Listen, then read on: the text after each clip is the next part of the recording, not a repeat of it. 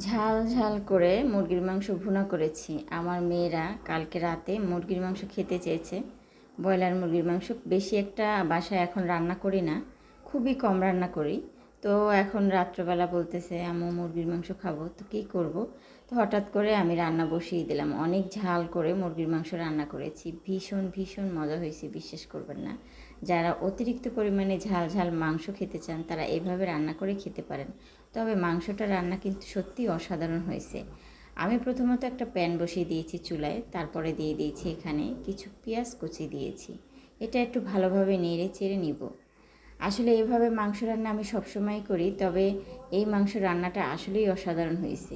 এতটা সুন্দর এবং এতটা মজা হয়েছে যা বলে বোঝাতে পারবো না। আপনারা একবার হলে এভাবে রান্না করে খেয়ে দেখবেন। এখন আমি এখানে দিয়ে দিচ্ছি কিছু টমেটো কুচি। আসলে টমেটো তো সবাই অবশ্য মাংসে ব্যবহার করে থাকেন, আর আমি তো করিই। তো এখানে আমি টমেটোগুলো সুন্দরভাবে পেঁয়াজের সাথে কষিয়ে নিচ্ছি। একটু সুন্দরভাবে কষিয়ে নিয়ে তারপরে দিয়ে দিচ্ছি এখানে মশলা, গরম মশলাগুলো দিয়ে দিচ্ছি। আসলে এই মশলাগুলো তেলের মধ্যে ভালোভাবে আগে প্রথমত কষিয়ে নিতে হবে। তো আমার একটু লেট হয়ে গেল, আমি প্রথমত পেঁয়াজটা দিয়েছি। এটা তেলের মধ্যে দিলে ভালো হয়, প্রথম তেলে দিলে। এখন এটা ভালোভাবে আমি কষিয়ে নেব। কষিয়ে নিয়ে এখন আদা রসুনের পেস্ট সেটা আমি এখন দিয়ে দিচ্ছি এখানে 1 চামচ পরিমাণে, তার একটু বেশি দিয়েছি। চামচটা বড়, তো সেটা আমি মেপে তারপরে দিয়েছি। মাংসের পরিমাণটা দেখে তারপরে মশলাটা এখানে অ্যাড করেছি।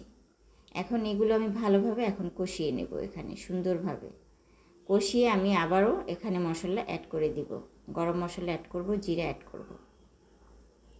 অ্যাড করে ভালোভাবে আমি এটা সুন্দরভাবে আবার কষিয়ে নেব। লবণ অ্যাড করে দিয়েছি, সামান্য এখানে পানি অ্যাড করে দেব। এখন পানি অ্যাড করে দিয়ে এখন ভালোভাবে এটা কষিয়ে নেব। এই মশলাটা এইভাবে ভালোভাবে কষিয়ে তারপর আপনি যদি এর মধ্যে শুধু মাংসটা অ্যাড করে দেন, দিয়ে সুন্দরভাবে কষিয়ে নেন, দেখবেন সেই মাংসটার স্বাদ একদম আলাদা। তবে আমি যে কোনো মাংস রান্না করতে গেলে আমি একটু ভালোভাবে কষিয়ে নিই। আমার কষাতে অনেক লেট হয়, মাংসটা 3-4 বার করে কষাতে হয়। আমি একবার কষিয়েই এটা খেয়ে পানি দেই না। আমি প্রথমত 3-4 বার করে মাংসটা কষাই। এখন আমি সুন্দরভাবে এটা নেড়ে চেড়ে মশলা মাংসের সাথে লেগে যাবে, তারপরে আমি ঢাকনা দিয়ে দেবো এখানে। ঢাকনাটা দিয়ে দিলে কি হবে, এর মধ্যে যে পানিটা থাকবে সেটা বের হয়ে যাবে, এখানে কোনো পানি অ্যাড করতে হবে না। এখন আমি এখানে ঢাকনাটা দিয়ে দেব। ঢাকনাটা দিয়ে দেখেন আমি 3-4 মিনিটের মতো রেখেছি, হালকা কিন্তু পানি বের হয়েছে, আর মাংসটাও একটু নরম হয়েছে, কালারটা চেঞ্জ হয়ে গেছে। এভাবে আমি আরও 5 মিনিটের মতো মাংসটা কষাবো।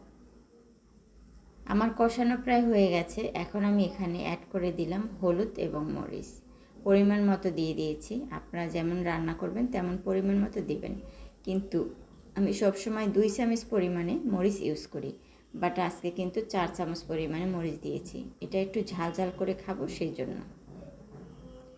এখন এখানে সামান্য পানি অ্যাড করে দিলাম। পানি অ্যাড করে দিয়ে এখন ভালোভাবে আবারও কষিয়ে নেব। ভালোভাবে এটা নেড়ে চেড়ে মাংসের সাথে লাগিয়ে সুন্দরভাবে কষিয়ে তারপরে আমি ঢাকনাটা এখানে দিয়ে দিব। এভাবে মাংস রান্না আপনারা একবার হলো খেয়ে দেখবেন, ভীষণ মজা হয়। আমি যতদূর জানি, আমি খেয়েছি এই জন্য বললাম, মাংসটা আসলেই অসাধারণ হয়েছে। গরম ভাতের সাথে অসাধারণ একটি খাবার, একবার হলো ট্রাই করে দেখবেন। তো এখন আমি আবারও ঢাকনা এখানে দিয়ে দিব, এটা আবার কষাবো আমি। দেখেন পানি বের হয়ে গেছে। এখন আমি এখানে দিয়ে দিচ্ছি 4টা কাঁচামরিচ। বলেছি ঝাল ঝাল করে মাংস খাবো, তো সেই জন্য আমি এখানে 4টা কাঁচামরিচও দিয়েছি, অ্যাড করে দিয়েছি। আর হচ্ছে এই যে আমি গুঁড়া মরিচটা এখানে অ্যাড করেছি, এটা হচ্ছে আমরা গুঁড়া কিনে নিয়ে আসি নাই, এটা হচ্ছে আপনার শুকনো মরিচ এই থেকে ভাঙাই নিয়ে আসছি। তো একদম ঝাল মরিচটা, তো সেই মরিচটাই বাসায় আমরা রান্নায় ব্যবহার করি। আল্লাহ দেখেন আমার